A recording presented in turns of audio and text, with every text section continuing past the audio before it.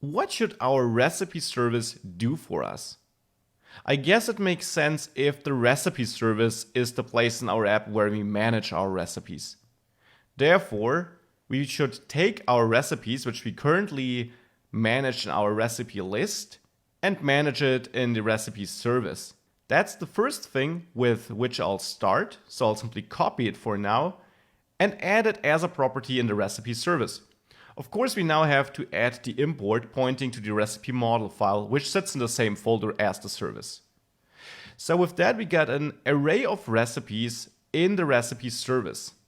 And I will actually make this private so that you can't directly access this array from outside. Now with this added, I also want to add a getRecipes method which will return this array so that we can get access to it from outside. If I were to return it like this, I actually return the direct reference to this array. And since arrays and objects are reference types in JavaScript, so has nothing to do with Angular, vanilla JavaScript it is, well, if we now change something on this array, we will change it on the array in the service. Therefore, I will call slice with no arguments. This will simply return a new array, which is an exact copy of the one in this service file. So therefore, we really can't access the recipes array stored here from outside. We only get a copy. So that is a way to get our recipes.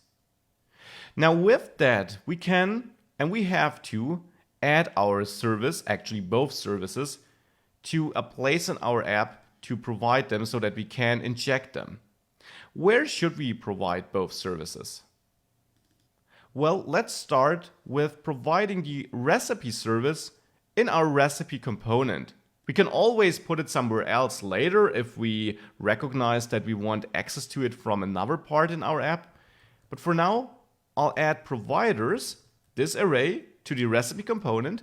Therefore, this component and all other recipe-related components, since they are all child components to this component in the end, will share the same instance of this service, but you won't be able to access the service, or at least not the same instance, in other components like the shopping list component.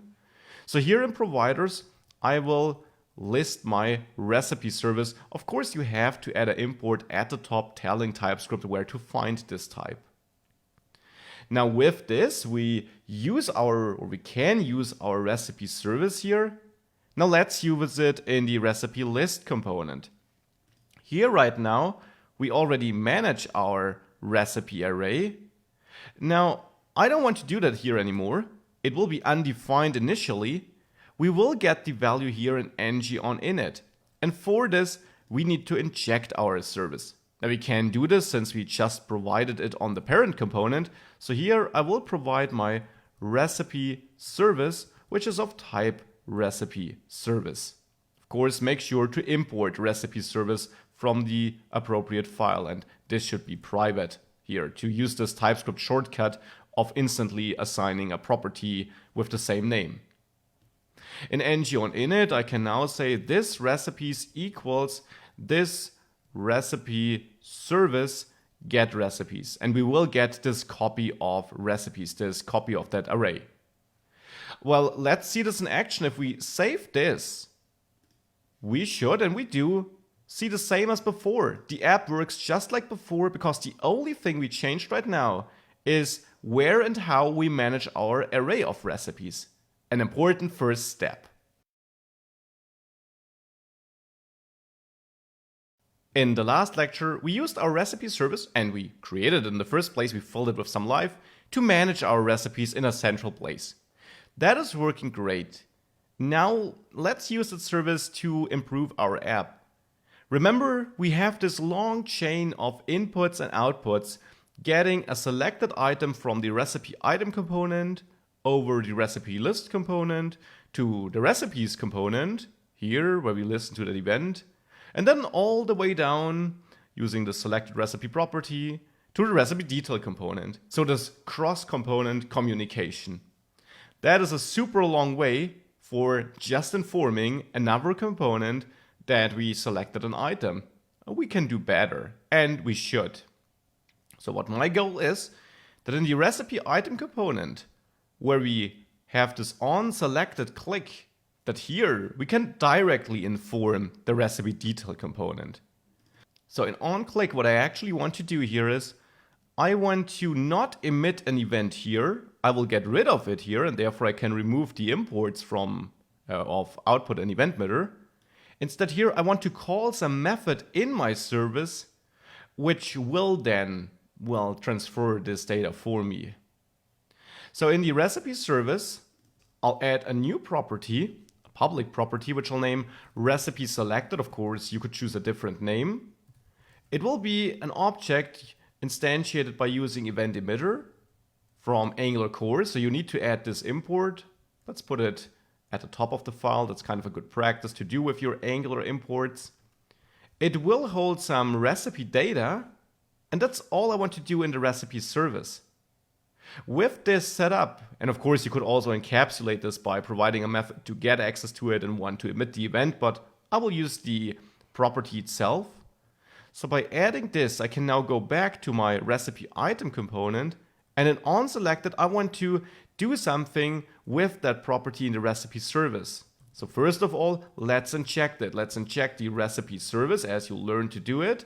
Make sure to import it, pointing to the recipe service file in the right folder. And then on the recipe service, we can use this recipe selected event emitter and call emit and emit the recipe of this recipe item component, because that is the one we selected. And that's the data we want to pass. Now with this trick, or with this approach, we can go to the recipe list component and remove this listener where we listened to whether we did select it or not. We can get rid of the on recipe selected code and get rid of our own emitted event here. So we're already saving a lot of code. Get rid of all these imports which we don't need anymore.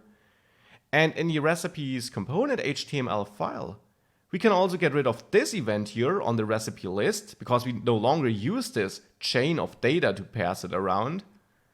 And now all I want to do is, in this component here, I want to listen to this event in the recipe service so that I can now correctly decide whether we do have a selected recipe and should therefore render the detail component, or if we should still show this template with this please select a recipe text.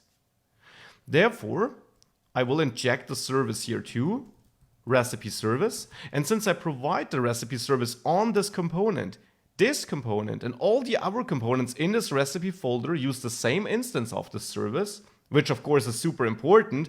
Otherwise, the service where I emit the event would be a different one to the one I listen to it, so I would never get informed about the event. But here it will work because we're using the same instance.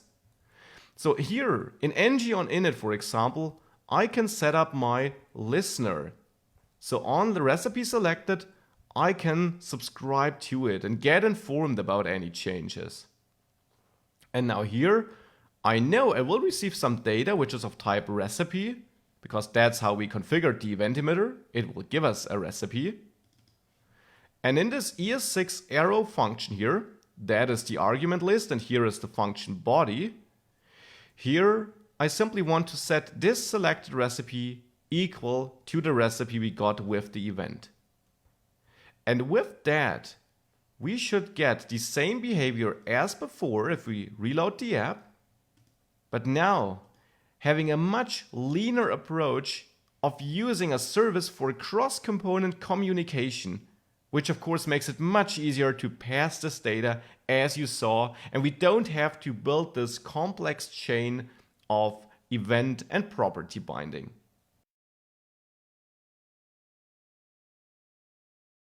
So in the last lectures, we improved our recipe section a lot with the service. Now let's work on the shopping list side, on the shopping list service. This service is empty right now. Now here's your challenge. Fill it with some life. It would be nice if this service could manage our shopping list, so our list of ingredients. Maybe you even add the add ingredient method here so that you can add ingredients using this service too. We already got this add functionality here in the shopping list component. It shouldn't live here anymore though. And with that, we would take a huge step forward. So your chance to pause the video and try this on your own. Thereafter, we'll solve it together. So, were you successful? Let's fill this shopping list service with some life. For this, I'll first of all copy my ingredients here and add it here as a property to the service. And of course, I need to import ingredient from the shared folder from the ingredient model there. Now with that, we got the data in here, and I will make this private. Now, just like in the in the recipe service, I will add a get ingredients method here, where I will return my ingredients, but only a copy of it with the slice method, so that I can't access the original array stored in this service. With that, I can go back to my shopping list component, and I will set this to an uninitialized property, but I can inject my shopping list service. Now again, the question is, where should we provide it? Now for now, we can provide it here in the shopping list component, and therefore it would also be available in the shopping added component. But actually later I also want to access it from my recipe section. That is why I will actually provide it an app module, and here I will add it to this provider's array, therefore shopping list service. Make sure to also add the import at the top here. So now we will be able to use the service application-wide, including in other services, and I exactly need this behavior because we will soon use it in another service. So back to the shopping list component then, we can now inject the shopping list service, and I'll bind it to a property named SL service. Of course, you can choose a different name, which will be of type shopping list service, and you need to add the import pointing to the shopping list.service file. With that, an ng on init, because you should do all tasks which require a bit more heavy lifting, or in general, as a good practice, all initializations in ng on init. Therefore here, I will simply assign my ingredients to whatever the shopping list service returns me if I call get ingredients here. With this in place, if we save this and we go to the shopping list area, this is still working, so that's great. Now let's make sure that we can also add items. So I'll add the add ingredient method here. And I know that I will receive an ingredient here of type ingredient. And all I want to do then is I want to access my ingredients and push this new ingredient on it. So here, ingredient. Now if we go to the shopping added component, right now we're emitting an event with our own ingredient. We no longer need to do this, so we can get rid of the event of output and of the imports here related to this. We can also go to the shopping list component HTML file and remove our listener where we listen to this event. And in the shopping list component TypeScript file, we can get rid of the onIngredientAdded method because we'll now do this in the service. So back to the shopping added component where we create a new ingredient. Here I want to use the service, and for this I will access my service. So I will inject SL service here like this. Make sure to add the import, of course. And then on add item, I'll add SL service and add an ingredient to it, this new ingredient here. Now if we save this and now try adding a new item here, bread 1, we don't see it, but we also don't get an error. Now there is something wrong here, and we will find out what and fix it in the next lecture.